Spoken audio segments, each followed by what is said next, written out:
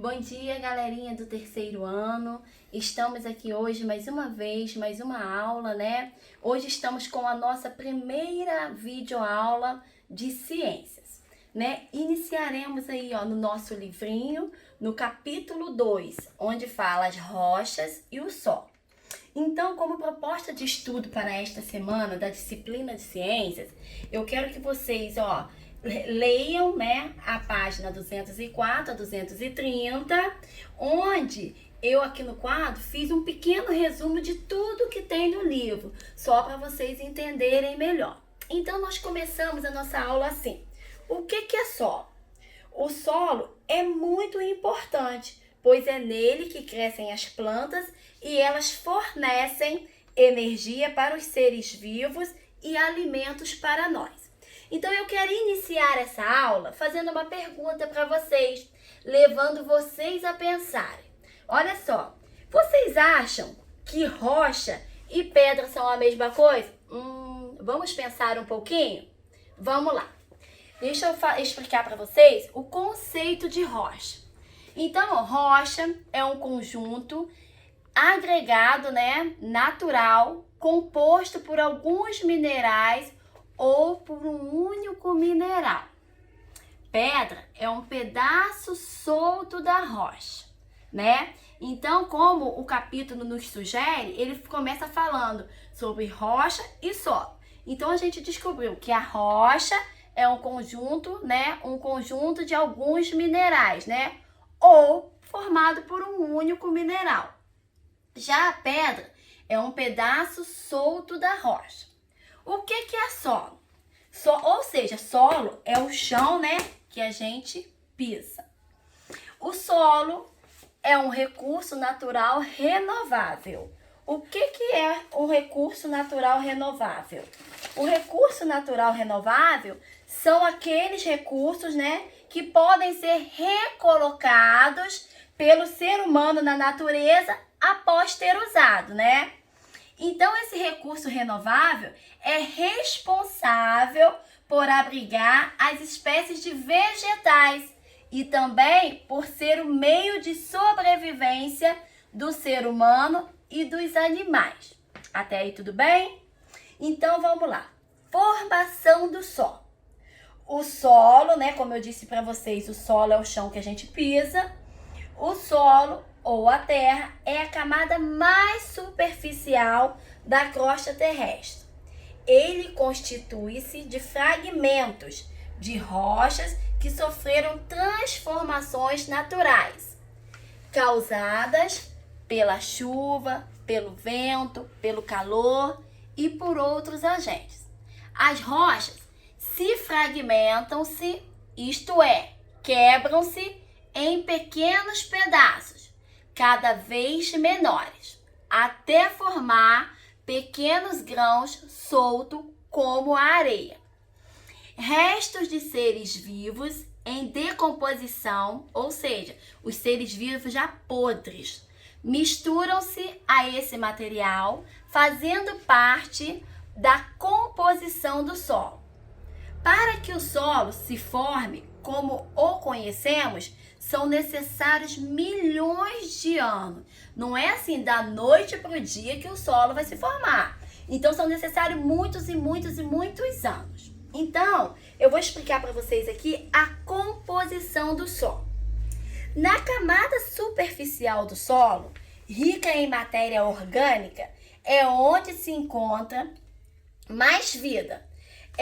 Não sei se vocês, provavelmente vocês, algum dia da vida de vocês, já brincaram, né, com a terra. E quando vocês cavam a terra, vocês observam o quê? Que tem alguns bichinhos lá embaixo, não é assim? Então, a superfície do solo também serve de abrigo para os animais. Assim, os tatus vivem lá, as minhocas também vivem lá. Vamos lá, continuar. À medida que as camadas se distanciam da superfície, elas se tornam mais pobres em matéria orgânica e mais rica em minerais.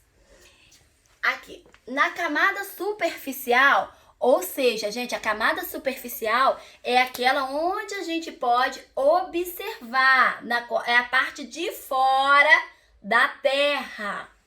Na camada superficial, rica em humus, o que é humus? Vocês já ouviram falar essa palavra, humus?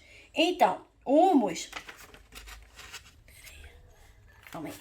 humus, né, é a matéria orgânica depositada no solo. O que é matéria orgânica? Pode ser resto de plantas, pode ser cascas de vegetais. Isso são restos orgânicos. Encontra-se as minhocas e grande diversidade de outros seres vivos. Além de material orgânico, o solo contém água, ar e grãos, como a areia e a argila.